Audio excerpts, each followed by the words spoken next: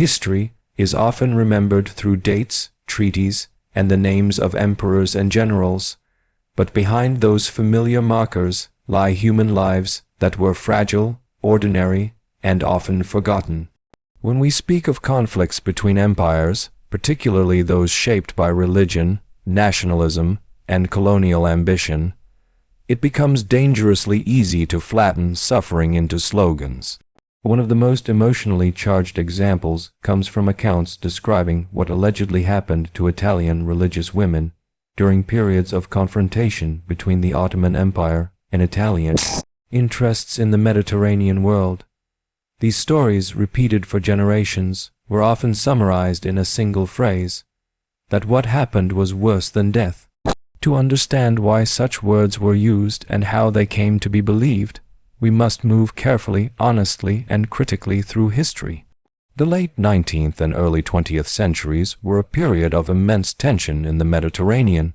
The Ottoman Empire, once the dominant power of the region, was struggling to maintain control over its territories amid internal decay, European pressure, and rising nationalism. Italy, newly unified and eager to assert itself as a colonial power, looked southward across the sea. This rivalry culminated in the Italo-Turkish War of 1911–1912, during which Italy invaded Ottoman-controlled Libya. Yet the roots of hostility ran deeper than that single war. For centuries, the Mediterranean had been a zone of conflict, piracy, religious rivalry, and competing claims of civilization. Italian missionaries, clergy, and religious orders had long operated in Ottoman lands, particularly in North Africa and the Eastern Mediterranean. Catholic nuns ran schools, hospitals, and orphanages, often serving local populations regardless of faith. While some Ottoman authorities tolerated or even welcomed their work, others viewed these institutions with suspicion, seeing them as tools of foreign influence and cultural penetration. In times of peace, uneasy coexistence was possible. In times of war, that fragile tolerance could collapse. During outbreaks of violence, rumors spread quickly.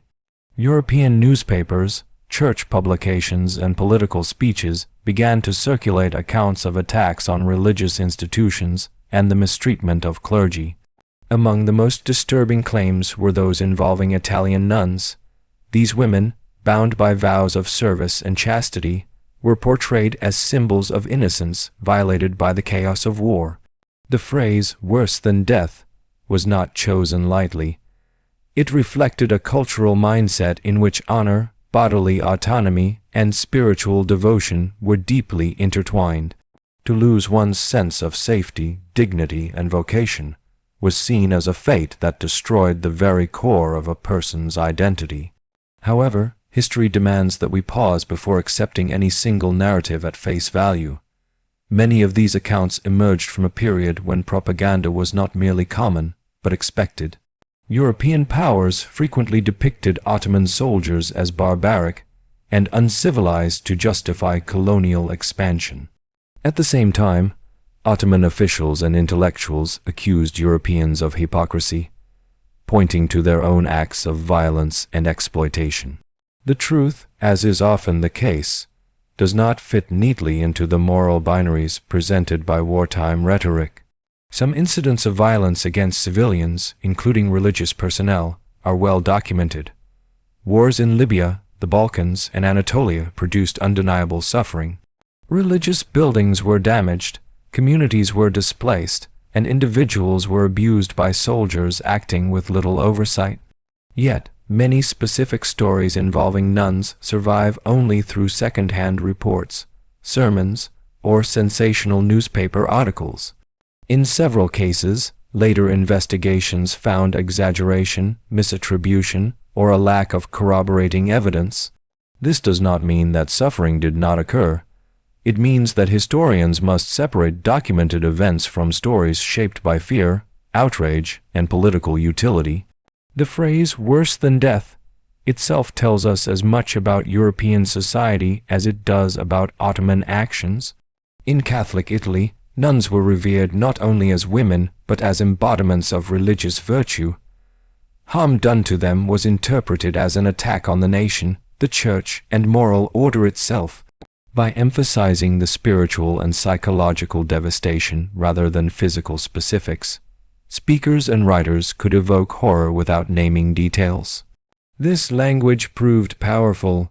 It stirred public emotion, strengthened support for military intervention, and framed the conflict as a civilizational struggle between Christianity and Islam.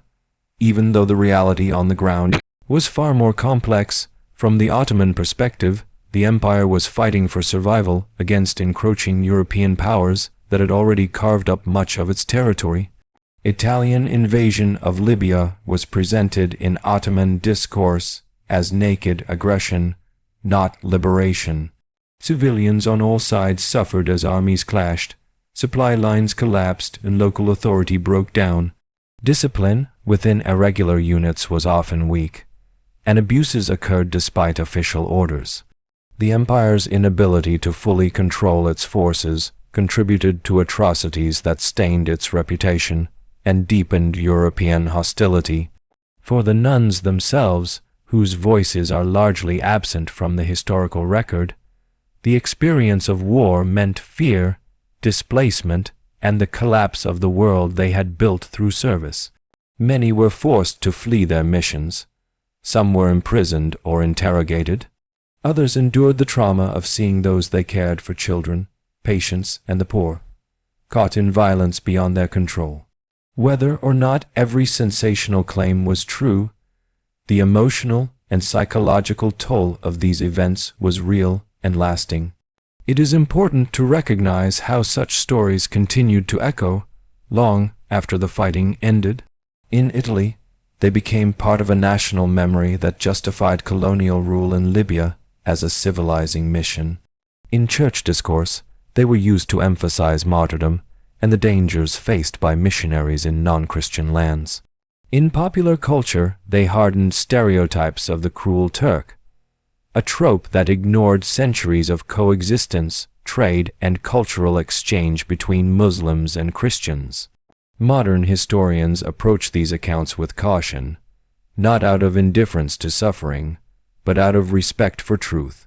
By comparing multiple sources, examining motivations, and placing events within their broader context, scholars aim to reconstruct what likely happened without inflaming prejudice or repeating propaganda. This work is essential because unexamined stories can fuel hatred long after the original conflict has faded. The deeper lesson here is not about assigning collective guilt to any one people or faith. The Ottoman Empire was vast and diverse, composed of many ethnicities and religious traditions. Italian society itself was divided, with voices both supporting and condemning colonial violence. The individuals who committed abuses did so as humans shaped by fear, power, and impunity, not as embodiments of an entire civilization. When we say that what happened was worse than death, we are expressing a moral outrage that transcends physical harm. We are acknowledging that war can destroy meaning, identity, and hope. Yet we must be careful not to let such language become a tool that dehumanizes others or simplifies history into myths of absolute evil and absolute innocence. Remembering the suffering of Italian nuns and of all civilians caught in imperial conflict should lead us toward humility rather than vengeance. It should remind us that war corrodes moral boundaries, turning sacred spaces into battlefields and lives of service into targets of suspicion. It should also remind us of our responsibility as inheritors of history, to tell these stories with care, accuracy, and compassion. In the end, the true tragedy is not only what may have been done to a small group of women in a distant war, but how easily human suffering becomes currency in struggles for power. To honor the past is not to repeat its angriest voices, but to listen for the quieter truth beneath them. That dignity is fragile, violence is contagious, and history demands more from us than outrage alone.